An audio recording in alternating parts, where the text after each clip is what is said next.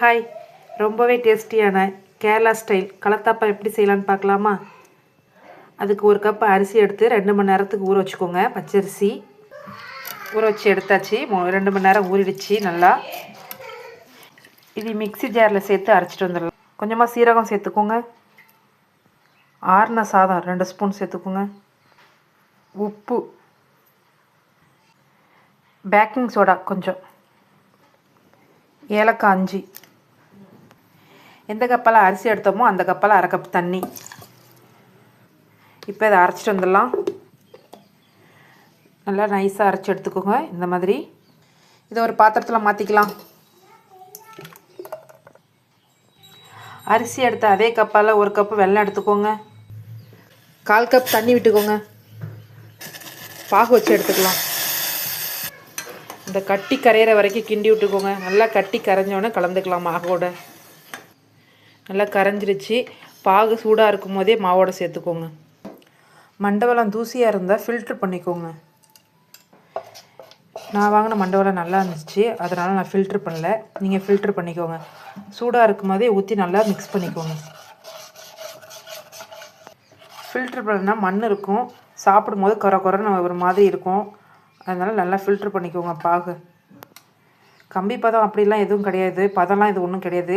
வெல்லம் கரைஞ்சால் போதும். வெல்லம் கரைஞ்சோடனே இதில் மாவு கூட மிக்ஸ் பண்ணிக்க வேண்டியதான். இது ஒரு ஓரமாக வச்சுட்டு அரை மூடி தேங்காய் எடுத்துருக்கேன். இதை கீரை போட்டு எடுத்துகிட்டு வந்துடலாம். இந்த மாதிரி இந்த சைஸில் கீரை எடுத்துக்கோங்க. இந்த தேங்காவை நெய் இல்லை எண்ணெய், தேங்காய் எண்ணெய் யூஸ் பண்ணிக்கோங்க. விட்டு வறுத்து எடுத்துக்கோங்க நல்லா. நான் இப்போ இந்த குக்கரில் தான் பண்ண போகிறேன், அதனால் இந்த குக்கர்லேயே வறுத்து எடுத்துக்கிறேன் தேங்காவை. நான் எண்ணெய் யூஸ் பண்ணி தான் வறுக்கிறேன். நீங்கள் எண்ணெய் யூஸ் பண்ணிக்கிறதா இருந்தால் எண்ணெய் யூஸ் பண்ணிக்கோங்க, இல்லைன்னா நெய் எடுத்துக்கோங்க. தேங்காயில் இந்த மாதிரி கருப்பு கருப்பாக இருக்குது, சில பேருக்கு பிடிக்காது. இதை நீங்கள் சீவிட்டு கூட எடுத்துக்கலாம். நான் சீவாமல் தான் எடுத்து கட் பண்ணியிருக்கேன். உங்களுக்கு வேணால் இதை நீங்கள் சீவிட்டு அதுக்கப்புறம் கட் பண்ணிக்கோங்க. மீடியம் ஃப்ளேமில் வச்சு நல்லா பொன்னிறமாக வறுத்து எடுத்துக்கோங்க. கேரளா சைடெலாம் சின்ன வெங்காயம் எடுத்துப்பாங்க. இதேமாரி தேங்காய் மாதிரி சின்ன வெங்காயத்தையும் எடுத்து போட்டு இந்தமாரி பொன்னிறமாக வறுத்து எடுத்துப்பாங்க. வெங்காயத்தை வறுத்து இதேமாரி கலந்துப்பாங்க. நமக்கு அந்த ஃப்ளேவர் பிடிக்கலங்கிறதுக்காக தேங்காய் மட்டும் தான் எடுத்துருக்கோம். வெங்காயத்தை ஸ்கிப் பண்ணிட்டோம். தேங்காய் நல்லா வெந்துருச்சு. இப்போ இதில் பாதி எடுத்துக்கலாம் வெளியில்.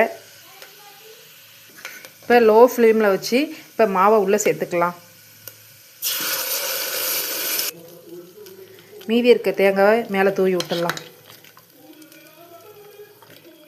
குக்கர் மூடியில் வார் போடாமல் மூடி வைக்கணும். மூடி 2 நிமிஷம் வச்சுக்கோங்க. இந்த தம் போடுற தோசைக்கல்லை வச்சுக்கோங்க, சூடு பண்ணிக்கோங்க. சூடு பண்ணிக்கிட்டு 2 நிமிஷம் கழித்து இதில் வச்சு ஒரு 20 நிமிஷம் விட்டு நம்ம பார்க்கலாம். 2 நிமிஷம் ஆயிடுச்சு. இப்போ நம்ம தோசைக்கல்லுக்கு மாற்றிக்கலாம். ஆஃப் பண்ணிவிட்டு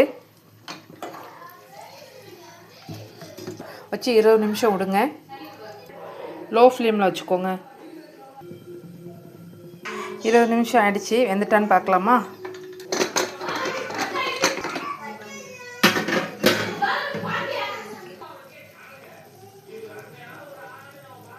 வெந்துருச்சுங்க நல்லா. இப்படி கத்தியால் சுற்றியும் எடுத்து விட்டுக்கோங்க.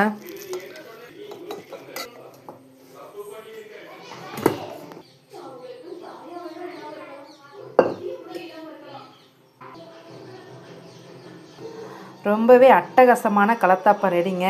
ரொம்ப கம்மி டைமு, ரொம்ப ஈஸியான பொருளை வச்சு ஈஸியாக பண்ணி முடிச்சிடலாங்க. சூப்பரான கலத்தாப்பம் ரெடி பாருங்க. சூப்பரான கலத்தாப்பம் ரெடிங்க. வாங்க சாப்பிடலாம்.